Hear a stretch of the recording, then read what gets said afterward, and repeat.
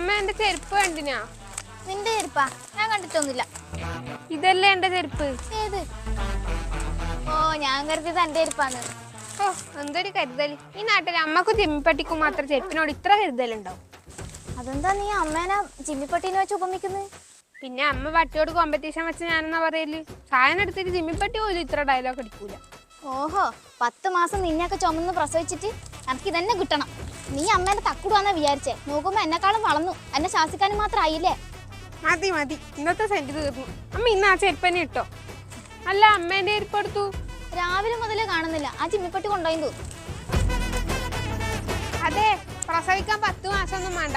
9 മാസം കൂടിപ്പോയ ഒരാഴ്ച. ആ 3 ആഴ്ച ഒന്ന് കുറച്ച് തരുക.